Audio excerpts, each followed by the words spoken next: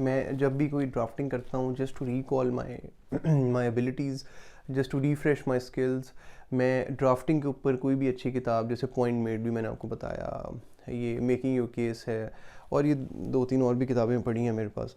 These books play a vital part in refreshing your memory, और आपको पढ़ लेनी चाहिए.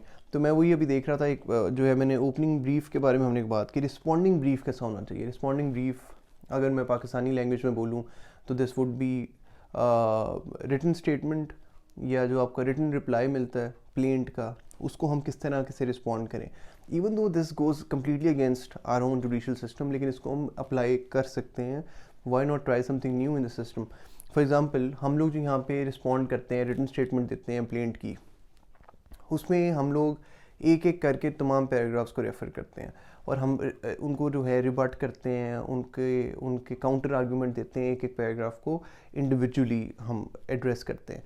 यहाँ पे थोड़ा सा डिफरेंट लिखा हुआ है. यहाँ पे लिखा हुआ है रिस्पॉन्डिंग ब्रीफ है, इसमें if your brief is filed second begin by clearing the underbrush, responding to your opponent seemingly persuasive points that would entirely bypass your principal point.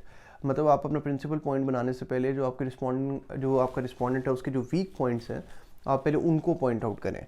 For example, a persuasive claim of waiver or lack of jurisdiction, मतलब आपका अगर waiver किसी किस्म का उसने avail किया है, या आपका लैक ऑफ जुरिस्डिक्शन है, उसकी जुरिस्डिक्शन नहीं बनती, या आप जो है उसने वो जुरिस्डिक्शन एक ऐसी क्लेम की है जो नहीं बनती लीगली, मतलब लाहौर बेस्ड कंपनी है, उसने मुल्तान में जाके सूट फाइल किए, तो आप उसकी जुरिस्डिक्शन को पहले क्वेश्चन करेंगे. 7-11 जिसको कहते हैं, मतलब दैट इन नटशेल वो है.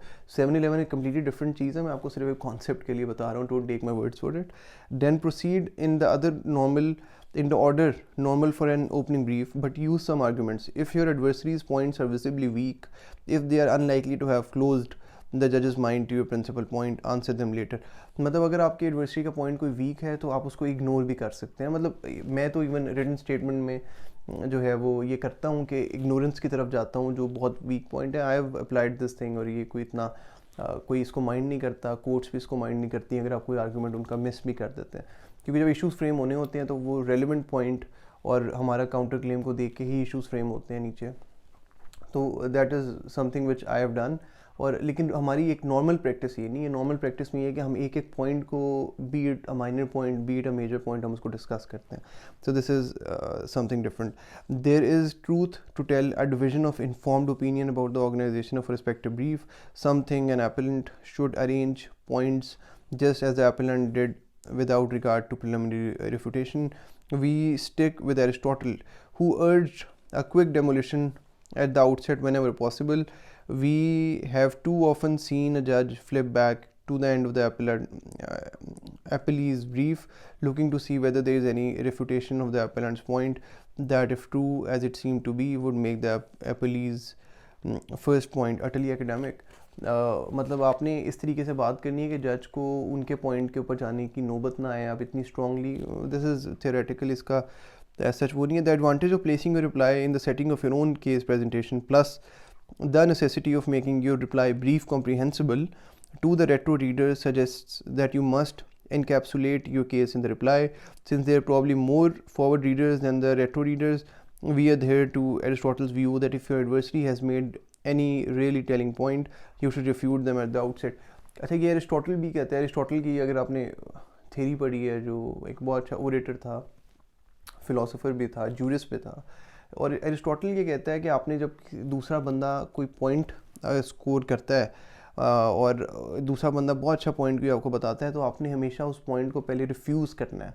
मतलब अगर दूसरा बंदा कहता है कि सर इनकी क्रेडिबिलिटी नहीं बनती इस पोस्ट पे आने के लिए, क्योंकि ये तो ऑलरेडी एक सेकंड जॉब कर रहे हैं, तो आपने पहले उसको रिफ्यूट करना है कि जो मैं सेकंड, फॉर एग्जांपल आप उसका कहते हैं कि अगर मैं जो सेकंड जॉब कर रहा हूँ, ये मेरी जॉब इसी जॉब का प्री रिक्विजिट है, और मेरी इसी जॉब से एक मशरूम एक निकलता है जिसकी वजह से मैं वो जॉब कर रहा हूँ. This is just to give you an overview.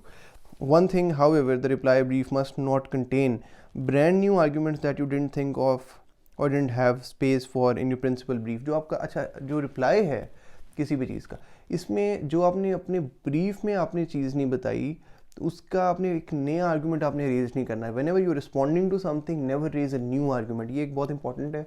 और ये हमें भी पता है, यहाँ पे भी हम करते हैं, लेकिन ये एक अच्छी वे में उन्होंने एक्सप्लेन किया हुआ कि whenever you are doing something, whenever you are replying to a brief, whenever you are writing a written statement or a written argument, आपने कोई नई जो है वो फैक्चुअल या लीगल पॉइंट रेज नहीं करना, आपने सिर्फ उसको एड्रेस करना है जो आपके अगेंस्ट रेज हुए हैं।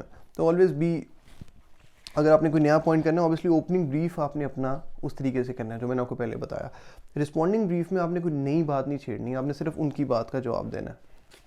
This is being said, or on this, when you have recapped your case and replied to new issues and attacks contained in the appellee's brief, come to a close. Oh, and one last thing. If the appellee has raised no new issues and made no attacks that you haven't foreseen and answered in your principal brief, forego the reply. The court doesn't want to hear you repeat yourself.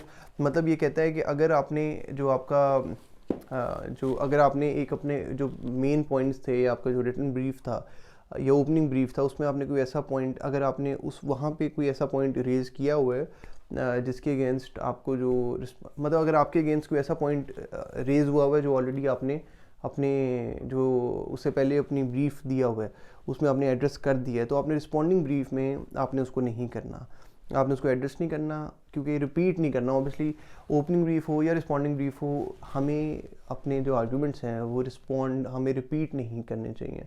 This